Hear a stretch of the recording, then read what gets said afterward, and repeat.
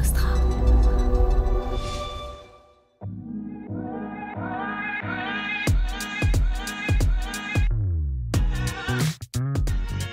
Bonjour, bienvenue dans Le Panier, le premier podcast e-commerce. Mes invités cartonnent et me livrent leurs secrets de réussite et les problèmes qu'ils ont rencontrés pour qu'on puisse, ensemble, apprendre à vendre mieux et plus. Mon engagement ici est simple, avoir une conversation sans filtre et sans faux semblants, et à ce que vous repartiez inspiré des succès, mais également des échecs, de mes invités avec les bons outils et les bons réflexes. Je suis Laurent Kretz, cofondateur de Cosa Vostra, agence digitale qui fait des sites incroyables et des strates de communication et d'acquisition sur mesure. On travaille pour des grands groupes comme pour des startups, en France comme à l'international, que ce soit pour lancer un site, refondre un e-commerce, développer un SaaS sur mesure, poser une strate de contenu ou repenser un business model. Contactez-moi sur lepanier@cosavostra.com ou LinkedIn et je me ferai un plaisir de vous répondre. Bonne écoute!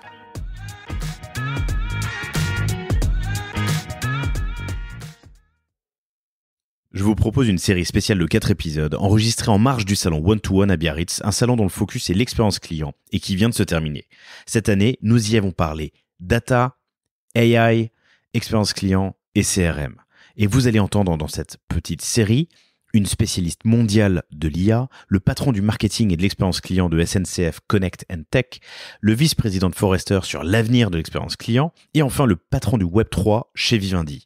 IA, générative, crypto, métaverse, super apps et même l'éternité as a service sont les sujets que nous avons abordés dans ces épisodes. L'idée est de vous ouvrir les chakras pour vous aider à vous projeter sur les 15 prochaines années. Bonne écoute. Salut à tous, chères auditrices, chers auditeurs. Bienvenue dans ce nouvel épisode que j'enregistre en marge du One-to-One à Biarritz, le One-to-One dédié à l'expérience client où on parle data, CRM. IA générative et nouvelles technologies, et j'ai l'immense plaisir de recevoir Fabien Aufrechter, si on le prononçait à l'allemande, mais c'est Aufrechter, que vous retrouvez sur LinkedIn, Fabien Aufrechter, Aufrechter, si vous voulez commencer puis poursuivre la conversation après cet épisode. Fabien, qui est vice-président du Web3 chez Vivendi. Alors, qu'est-ce que ça veut dire ? Déjà, qu'est-ce que c'est Vivendi pour ceux qui ne... Alors déjà, merci beaucoup pour commencer pour l'invitation.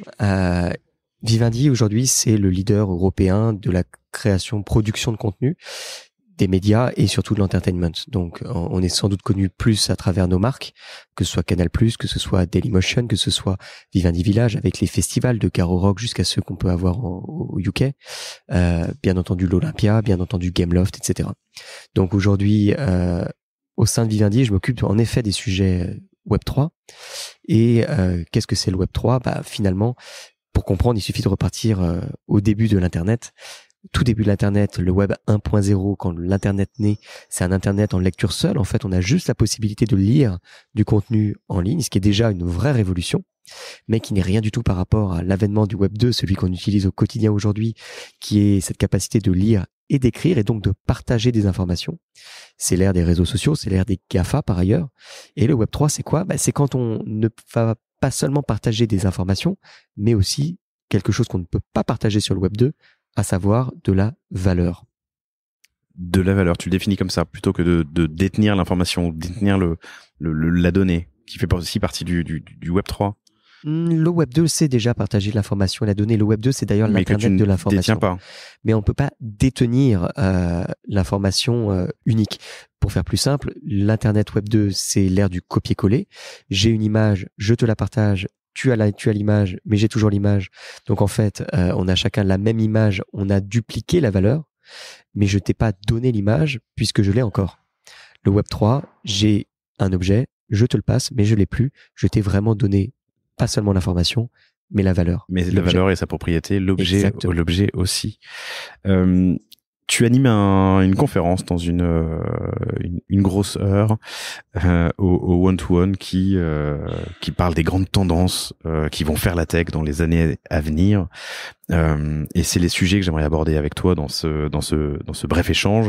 On va parler d'NFT, on va parler de métaverse, on va parler de crypto, mais on va aussi parler d'autres tendances qu'on aborde souvent d'ailleurs sur le panier, les super apps qu'on voit beaucoup en Asie, mais qui mettent du temps à arriver. Arriveront-elles d'ailleurs en Europe? On va parler d'un truc que j'avais pas prévu, mais de l'immortalité comme un service, immortalité as a service. On va parler de deepfake et de fake news, qui est quand même important dans l'univers de la création de contenu, de la génération de contenu. Et puis on peut parler aussi d'IA générative et du coup de création de contenu ou de sa protection, peut-être avec justement des. Tu vas m'expliquer comment. Mais commençons par nos sujets que j'ai pas encore listés, du coup. Le métaverse, ça aussi je l'aborde souvent dans le panier. Quand on parle des canaux de distribution et d'omnicanalité, on parle du métaverse. Il y a eu beaucoup d'essais. Il y en a qui marchent, qui ont bien marché. Il y en a d'autres qui ont fait flop. On en est où? Pour moi, le métaverse n'a jamais été rien d'autre que du buzz, et plus exactement, sans aller jusqu'à parler d'escroquerie, du moins une escroquerie intellectuelle. Je m'explique. Le métaverse, c'est un mot qui a permis de vendre des objets qui existaient déjà. Ça fait des années qu'on fait du jeu multijoueur. Nous, chez Gameloft, quand on a vu le métaverse arriver, c'était rien d'autre qu'un mot sur une réalité qu'on faisait depuis des années. C'est pas pour autant que le métaverse en soi est une escroquerie. Au contraire, le vrai métaverse, c'est qu'il est défini par la science-fiction d'un côté et au-delà les théoriciens, est quelque chose d'intéressant, mais ça n'existe pas. Je m'explique. Qu'est-ce que c'est le métaverse tel qu'il est défini? C'est un lieu virtuel dans lequel on peut avoir des objets uniques réels. Donc, autrement dit, des espaces où on peut jouer, apprendre, vivre quasiment de manière numérique, dans lequel on va avoir des objets uniques, autrement dit des NFT. Le problème, c'est que les métavers tels qu'ils existent aujourd'hui, pour en avoir essayé plusieurs, ils ont 3 freins. Premier frein, c'est très difficile de rentrer dedans, parce que les lunettes, c'est loin d'être idéal, ce qui fait que déjà, c'est une première barrière à l'entrée. Deuxièmement, pour ceux qui ont compris que les lunettes étaient le frein et qui ont été capables, il y en a, de proposer des métaverses sans lunettes qui marchent mieux, par conséquent. Eh bien, il y a un deuxième frein, c'est que souvent, il n'y a pas de NFT. On va être plutôt, finalement, dans un jeu en ligne multijoueur où on va pas forcément jouer. On va pouvoir faire d'autres choses, travailler, faire d'autres choses. Mais concrètement, on n'est pas du tout dans un métaverse avec des objets uniques. Et pourquoi? Parce qu'en fait, les technologies, elles sont pas matures suffisamment pour aboutir à ça. Avoir des mondes virtuels dans lesquels on a des objets uniques, pour l'instant, c'est quelque chose que je n'ai pas eu l'occasion de voir, en tout cas. C'est des choses qui arrivent, ça va venir. Mais pour l'instant, tous ceux qui ont utilisé le mot métavers, c'était beaucoup plus pour le buzz que pour le biz. C'est pas mal, c'est une belle catchphrase, une belle punchline. Tu as des exemples qui ont marché quand même ou qui permettent de... Je provoque évidemment, mais juste pour le buzz, au-delà pour de le biz, provoque, ça me va, moi j'aurais réutilisé. Ouais, mais il y en a quand même qui ont fait un pas d'avance. Et si je devais en citer un, je dirais qu'en France, il y en a un qui a pressenti tout ça et qui a vraiment allié, contrairement à ce que je viens de dire, la notion du Web3 à cette notion d'expérience, c'est Sandbox. Sandbox a pressenti et l'a même développé. Le problème derrière, c'est que le Web3, il y a une troisième chose au-delà du virtuel et du NFT. L'adoption. Qu'il faut l'adoption, la communauté. Et ça, c'est le frein qu'on voit sur Sandbox pour l'instant. Pour moi, d'ailleurs, lié à des questions du I et du X. Mais peu importe. Ça veut dire qu'on pressent les choses. Nous-mêmes, chez Vivendi, on a développé des expériences sur Sandbox.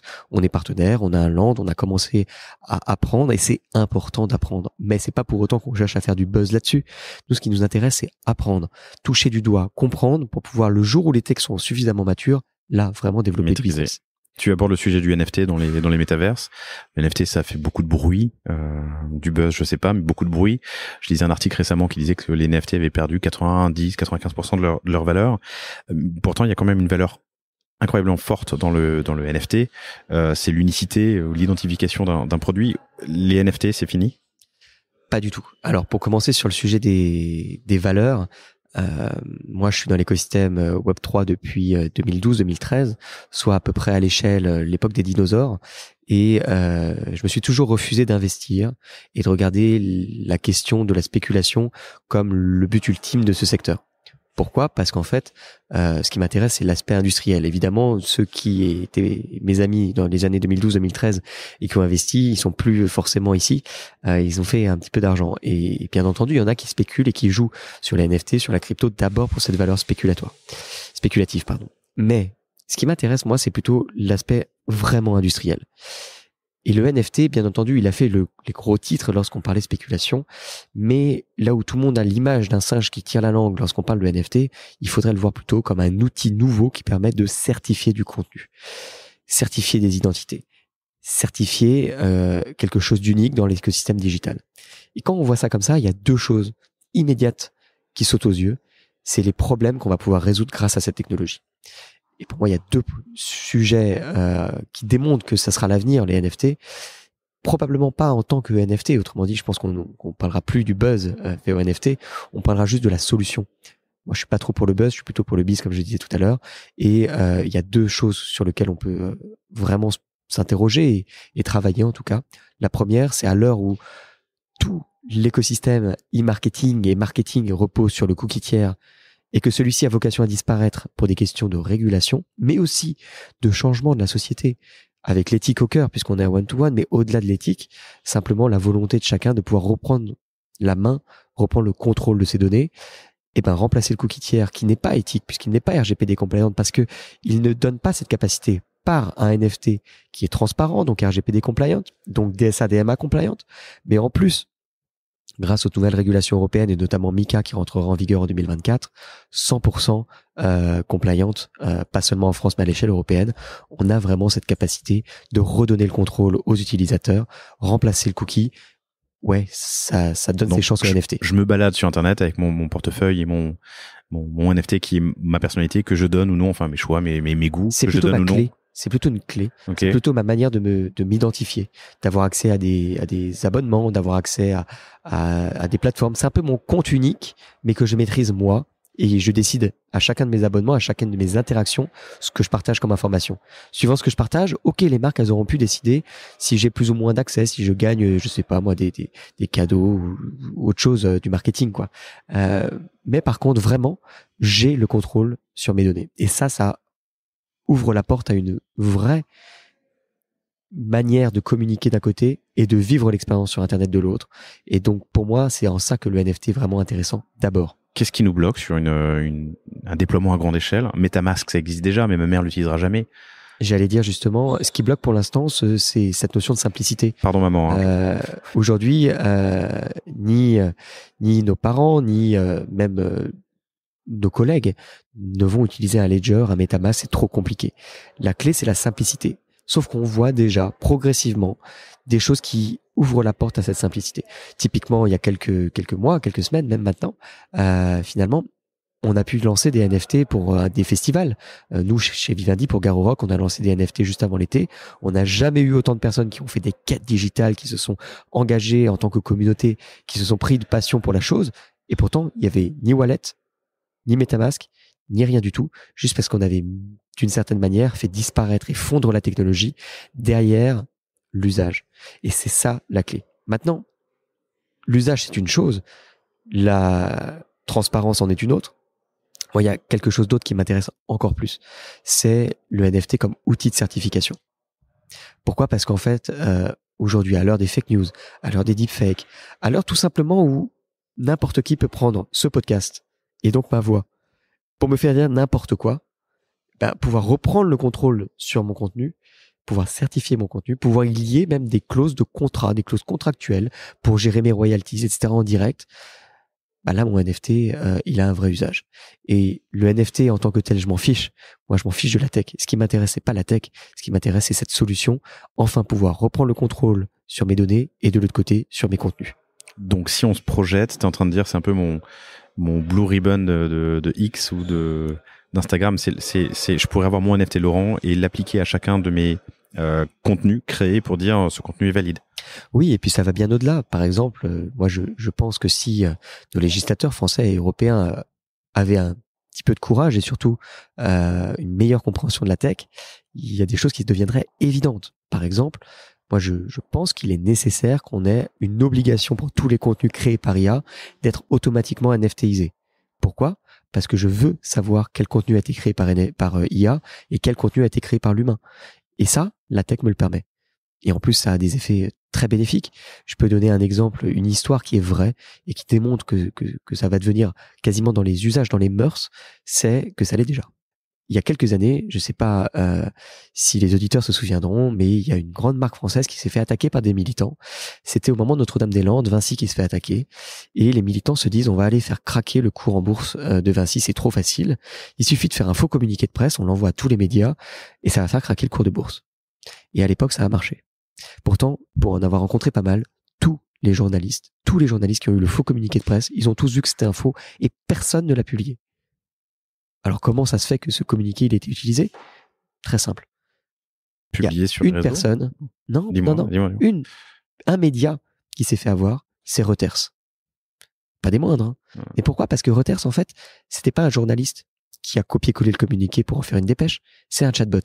Le chatbot, il n'a pas été capable de voir le vrai du faux. Et aujourd'hui, si on n'a pas des outils pour pouvoir certifier le contenu, on peut pas passer ces types de barrages. Or, aujourd'hui, toutes les marques l'ont bien compris.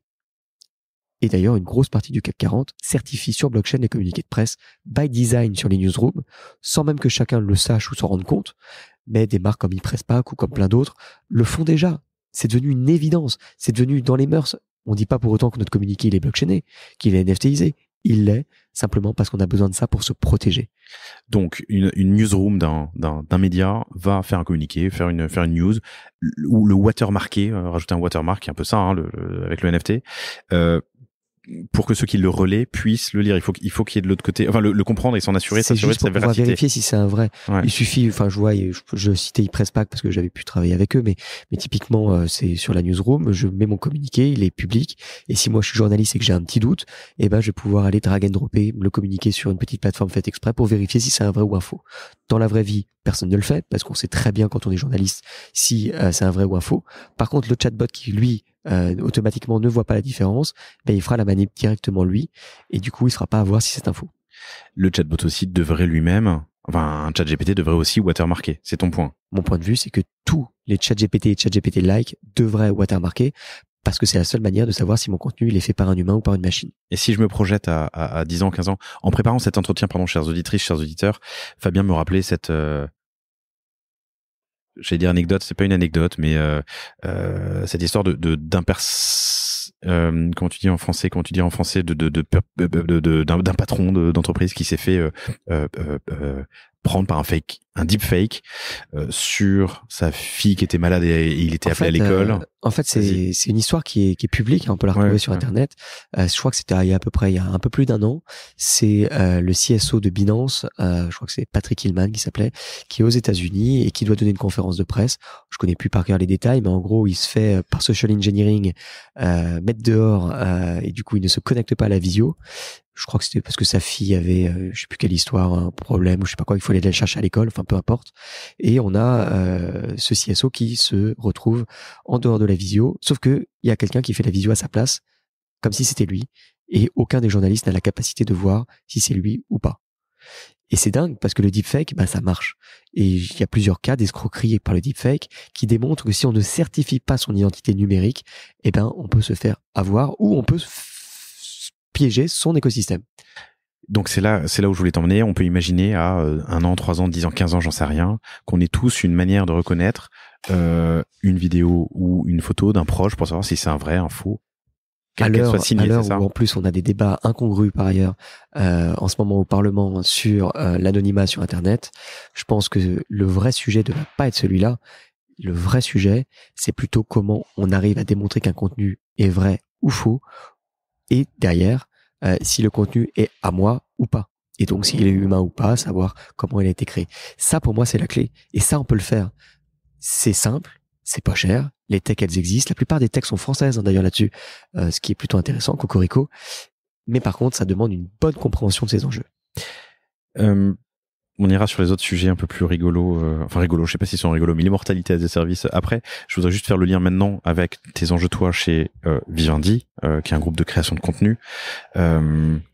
Comment est-ce que le curseur est placé entre la génération de contenu, justement, aidée ou amplifiée, on va dire, et l'authentification, la protection de licence du contenu?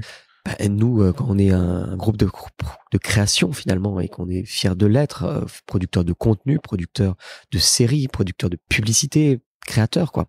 Évidemment, l'IA générative nous remet en cause notre core business par définition. Mais pour autant, et c'est ce qui m'intéresse le plus, on voit le problème et on voit les solutions. Et si on a cette capacité de protéger nos créateurs, on va pas seulement déjouer les pièges de l'IA générative. On va en plus permettre enfin ce que les créateurs voulaient depuis longtemps, à savoir mieux gérer leurs droits. Pourquoi ? Parce qu'en fait, Protéger l'IA, l'auteur. c'est l'aboutissement du Web 2. Le Web 3 propose une manière de certifier les contenus et donc de gérer ses royalties, gérer ses droits, etc. sur la durée. Donc, c'est pas seulement une solution à un problème lié à l'IA générative. C'est une solution pour gérer ses droits d'auteur tout court. Alors, il y a beaucoup d'enjeux, notamment l'encadrement des NFT. Aujourd'hui, quand je vois que la loi sécurité numérique encadre seulement le pouillème du cas d'usage du NFT, qui est celui de Sorare sur les jeux d'argent, c'est bien, c'est nécessaire. On a besoin d'avoir Sorare comme pépite en France, mais derrière, il reste encore tout cet immense marché de la production de contenu qu'il faut protéger par un encadrement des NFT, parce que le jour où le NFT devient un début de preuve, devient un moyen de certifier du contenu, devient un moyen de se protéger tout simplement sur Internet, eh bien les gens l'utiliseront sans même s'en rendre compte, simplement parce qu'ils pourront gérer eux-mêmes leur identité, leur manière de vivre Internet. Et j'ai des exemples en tête qui me viennent où c'est tellement naturel et positif que c'était des choses fluides. Il y a quelques années, j'avais été en Israël et j'avais vu une chaîne de télévision qui marchait exclusivement comme ça. On remplaçait l'abonnement par un NFT. Et mon NFT me permettait, suivant ce que je partageais, de pouvoir vivre différemment mon expérience, de pouvoir voter sur ce que je voulais voir comme émission, ce que je voulais, enfin de l'engagement, quoi. Mais surtout derrière, comme ça donnait plus ou moins de données aux annonceurs, les annonceurs pouvaient mettre plus ou moins de valeur, et derrière, je pouvais toucher une part, minime bien sûr, mais une part quand même de ce que les annonceurs mettaient sur la table pour avoir de la publicité. Donc de l'engagement pluriel, de l'engagement différentiel, c'est ça que va permettre le NFT, et c'est pour ça qu'à mon avis, le NFT est loin d'être mort. C'est le buzz autour du NFT qui est mort, et tant mieux. Pas mal comme punchline, mais j'ai encore des questions, donc on s'arrête pas là. Ça aurait été pas mal pour finir. Le buzz autour du NFT est mort, mais pas le NFT, pas la technologie. La technologie est là pour durer. On le voit aussi dans le luxe, je dis pas de bêtises, où on doit avoir un double tokenisé, NFTisé, je sais pas comment on dit, des objets achetés. Oui, alors il y a des la initiatives. réalité, la plupart des initiatives aujourd'hui, à titre personnel, je les trouve encore très modérées. C'est-à-dire qu'elles ont pressenti, elles ont vu, mais elles n'ont pas réussi à vraiment transformer les... Moi, j'ai un exemple qui, à mon avis, ouvre la voie sur ce qui va se dessiner, plus que ce qu'ont pu faire des grands corporates. C'est une boîte qui s'appelle Arteia, qui est pas forcément très connue, mais qui est intéressante sur ce cas d'usage, qui en fait disait, moi, quand j'ai un chapeau de Napoléon et que je veux le vendre, c'est difficile. Soit je vais chez Christie's ou dans une grande maison, mais en fait, les 3/4 du temps, j'aurai personne dans la salle qui va m'acheter mon chapeau de Napoléon. Puis le marché de l'art, il est fait comme ça. Si mon chapeau, personne l'achète, mon chapeau, il perd de la valeur en plus. Donc j'ai tout à perdre. Puis je vais pas aller vendre mon chapeau de Napoléon sur Amazon. Je vais pas aller le vendre sur une marketplace vraiment spécialisée parce qu'il y a personne. Donc il faut que je trouve un nouveau moyen de le vendre. Et là, c'est vrai qu'on pressent la chose. Parce que pouvoir NFTiser, donc faire un double numérique unique, vendre ce NFT et en faire un certificat qui me donnera ensuite mon droit sur l'objet réel, on sait que ça marche, ça permet de toucher des nouvelles communautés, ça permet de résoudre en partie le problème, alors pas entièrement. Mais déjà, on voit ce que ça peut permettre. Un double numérique, oui, s'il y a des vrais cas d'usage, ça peut permettre de donner des vraies activations nouvelles sur une œuvre d'art, un chapeau de Napoléon, ou un NFT, il peut être associé à du contenu, par exemple, sur du contenu textuel, photo, peut-être immersif. Peut-être que mon NFT va me permettre en plus de vivre une expérience unique sur laquelle je vais pouvoir voir Napoléon porter le chapeau et me le passer et donc comprendre son histoire, sa confection, etc. Je sais pas, j'ai n'importe quoi. Mais je pense qu'il y a de ça. Il y a cette possibilité. Mais en tant que preuve de possession et d'objets, qui est une utilisation vraiment basique, sur le marché du luxe où les prix ont explosé et les faux également, ça c'est une utilisation immédiate. Absolument, mais d'une certaine manière on pouvait déjà prouver l'authentification sur le NFT. C'est juste encore une surcouche entre guillemets. Okay. Mais par exemple, si on mélange les techs, puisqu'on parlait des tendances, il y a une tech qui ne fait que commencer à parler d'elle et pourtant elle semble déjà quasiment has-been. C'est l'impression 3D. L'impression 3D aujourd'hui c'est facile, je vais acheter une imprimante 3D, ouf. Ok, une fois que j'ai dit ça, si je suis artiste, que je fais une œuvre par impression 3D et qu'à l'intérieur de mon œuvre j'intègre une puce et que sur cette puce j'associe un NFT, je vais peut-être pouvoir avoir pas seulement une œuvre physique mais une œuvre physico-numérique et créer des nouvelles activations, créer des nouvelles choses. C'est vrai pour du physique numérique, c'est vrai pour de la musique. Il y a des artistes géniaux qui font déjà ça. Moi, je pense à Agoria, le DJ. C'est génial ce qu'il est capable de faire à partir de la musique pour imaginer une œuvre qui a des durées de vie précises. Un morceau de musique que je vais ne pouvoir écouter que 3 fois et qui va évoluer à chacune des écoutes, et qui après disparaît. Là, on voit bien que la tech se désagrège, disparaît derrière ce qui est vraiment important, l'expérience, à savoir l'expérience. Hyper intéressant. Tu parlais on parlait d'applications d'intelligence artificielle, d'IA générative, pardon. On parlait de contenu. Il y a une tendance en ce moment qu'il y a pas mal de sites médias qui refusent l'accès à leurs sites, à leurs archives, aux bots d'IA générative. C'est quoi la suite? Où on va? Est-ce qu'on peut imaginer que tous les disons toutes les sources d'information, tous les médias un peu valides auraient refusé l'accès à leur bot, mais que des sites de fake news eux ne le fassent pas, et que du coup l'IA générée, l'intelligence, la génération de contenu s'inspire du coup, comme c'est une moyenne, plus de choses qui n'ont pas de valeur. Où est-ce qu'on va avec tout ça? Aujourd'hui, personne, malheureusement pas même les créateurs des algorithmes d'intelligence artificielle, sont vraiment capables de dire précisément ce que leurs algorithmes, que leurs logiciels ont vraiment scrappé. J'ai eu l'occasion d'en voir pas mal. Ils sont jamais capables de nous dire précisément les choses. Donc c'est assez inquiétant. Et aujourd'hui, bien sûr qu'il faut se protéger, bien sûr qu'il faut protéger les sites médias, etc. Mais il faut voir aussi l'effet pervers. Et je pense pour comprendre cet effet pervers, il faut sortir de ce qui paraît compliqué et technologique sur les IA, etc. Il faut retourner sur des choses très concrètes et par exemple prendre le cas de TikTok. Et pour moi, le cas de TikTok est assez frappant. Le cas de TikTok, c'est une nouvelle plateforme média qui se lance en Chine, qui génère énormément de peur, et du coup les gouvernements, surtout européens, qui disent à toutes les autorités, à toutes les institutions, à tous les élus, à tous les fonctionnaires, touchez pas à TikTok. Qu'est-ce que c'est la conséquence? La conséquence, c'est que sur TikTok, du coup, on n'a plus les préempteurs habituels, ceux qui font autorité habituellement. Et donc, on a un média qui marche toujours très bien, qui va cibler toujours et encore plus les communautés qui étaient ciblées de toute manière, mais dans lequel, quand on n'a plus ceux qui font autorité, on a des nouvelles personnes qui prennent la place et qui vont, pour le coup, dispatcher des fake news, des contenus qu'on ne voudrait pas voir sur des plateformes. Donc, pour moi, c'est là où c'est contre-productif. Au contraire, si on veut avoir la main, il faut assumer qu'il faut être présent. Il faut assumer cette présence et puis tout faire pour être celui qui va faire autorité. Et que ce soit sur TikTok ou que ce soit sur le cas des IA génératives, il faut simplement accepter, pas seulement de se protéger, mais de reprendre la main. Donc une démarche presque inverse de ce qui est en train de se passer, si je comprends bien ce que tu es en train de dire? Oui. Ok, compris. Quelques petites questions encore pour finir, mais j'ai parlé des super apps qui nous intéressent beaucoup dans le commerce e-commerce, où en France ça met un peu de temps à venir. On va où? Les super apps aujourd'hui, on sait que c'est ce qui permet de concentrer vraiment les utilisateurs. On le voit notamment en Chine.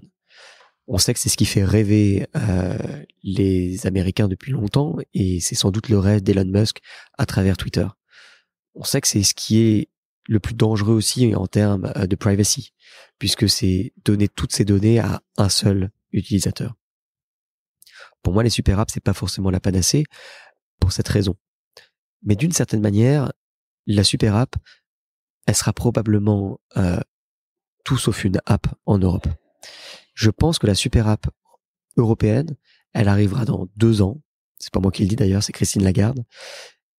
À travers une application, un usage qui n'est pas applicatif, paradoxalement, mais qui est, initialement du moins, monétaire. Je m'explique. Christine Lagarde a annoncé qu'il y aurait un crypto-euro, un stablecoin euro, qui serait lancé sous 2 ans. À partir du moment où je vais vraiment aller jusqu'à digitaliser la valeur, et donc avoir plus qu'un seul canal pour pouvoir stocker et changer ma valeur digitale, qui sera 100% traçable par les banques de retail et centrales, je reviens tout simplement sur le modèle chinois. Avoir un espace unique de paiement. Alors peut-être que j'aurai plusieurs applications, mais derrière, si j'ai toujours la même manière de vivre mes expériences à travers ma valeur, je me retrouve avec un wallet unique finalement qui va irriguer mes autres applications. Alors est-ce que ça sera à la fin une seule app à la chinoise? Est-ce que ce sera plein d'applications utilisables par un wallet? Je sais pas exactement le décrire, mais si je cumule cette idée d'un côté de NFT pour me protéger et de wallet pour pouvoir m'authentifier, j'arrive à quelque chose qui revient à une super app. Qui ressemble un peu à ce qu'on peut imaginer, effectivement. Et pour peu qu'il y ait de l'interconnexion avec différents outils, que ces outils s'ouvrent, ça fait le job dont on parle quand on pense à super app. Et moi, je pense un cran plus loin, que c'est là où l'histoire va prendre sa revanche absolue et qu'on va avoir le plus gros paradoxe de l'histoire financière. C'est qu'en 2008, on a quand même un groupe de personnes sous le nom de Satoshi Nakamoto qui ont créé le Bitcoin et la blockchain avec un esprit anti-banque, anti-finance, en se faisant appeler les cypherpunks, donc très fort, très idéologiquement marqué. Et en fait, on va se retrouver demain avec un wallet pour s'authentifier sur sa monnaie et donc sur tous ses usages. C'est quoi le métier du wallet? Le vrai métier du wallet, c'est les banques. La revanche absolue des banques. Sur Satoshi. Okay. Pas que, sur tout court. C'est un repositionnement et c'est logique d'ailleurs si on regarde l'histoire financière. Les banques sont en pleine perte de vitesse. Les banques digitales sont en train de transformer l'écosystème financier et bancaire. Mais finalement, si les banques comprennent que la vraie plus-value, c'est pas sur les produits, mais c'est sur le stockage. C'est ça une banque initialement, c'est le stockage. L'échange de valeur et le stockage. Si elles se repositionnent sur leur métier cœur et qu'elles deviennent ce wallet multi-usage, peut-être que la super app de demain, elle existe déjà. Ça s'appelle juste une banque. Formidable. Une dernière question, parce que tu m'as glissé ce sujet que j'avais pas prévu, mais tu m'as parlé d'immortalité as a service, comme les tendances faisant partie des tendances, à observer. Alors, déjà, c'est quoi? Et 2, en quoi est-ce que Vivendi se pose des questions sur l'immortalité as a service? En fait, c'est parmi les grandes tendances, on cite toujours les mêmes. On cite le quantique, on cite les biotech, on cite plein de choses. Il suffit de regarder les différentes études année après année de Gartner. J'évoquais tout à l'heure l'immortalité as a service plutôt comme un outil qui semble être de la science-fiction, mais qui en fait est complètement à portée de main. Aujourd'hui, j'ai pas besoin d'être vivant pour exister numériquement. Aujourd'hui, les technologies sont déjà matures, l'IA générative et d'autres technologies, pour alimenter des comptes réseaux sociaux, des comptes numériques à ma place. Vivre à ma place, que je sois vivant ou mort d'ailleurs. Ça pose énormément de questions avec un deepfake, avec l'automatisation. Je suis capable déjà aujourd'hui de travailler sur Internet sans travailler pour de vrai. De paraître sans faire. Bref, ces enjeux-là, c'est des enjeux RH, puisque c'est une révolution pour le monde du travail. C'est une révolution numérique, au sens large, puisque l'immortalité as a service, qui semble être de la science-fiction, avoir, comme tu le disais tout à l'heure, une séparation entre quasiment le corps et l'esprit, c'est déjà possible. Et ça, surtout, questionne, de manière un petit peu moins sympathique, sur l'après-vie. Pas l'après-vie numérique seulement, mais l'après-vie tout court. On a tous des connaissances qui sont décédées et qui avaient des comptes sur les réseaux sociaux et des comptes qui ne disparaissent pas avec eux. Et ben, c'est la même question. Est-ce que demain, notre empreinte numérique, notre identité numérique disparaîtra avec nous, ou est-ce qu'au contraire, on aura une autre manière de vivre après notre mort grâce au numérique? Ces questions, elles sont réelles. Elles permettent de s'interroger plus que de réaliser aujourd'hui. Mais néanmoins, il faut en avoir conscience, notamment lorsqu'on est, par exemple, producteur de contenu dans des médias et qu'on a envie, puisque c'est souvent le sujet à la mode, qu'aurait fait le général de Gaulle, qu'aurait fait Napoléon. On peut aujourd'hui savoir ce qu'ils auraient fait. C'est pas très compliqué.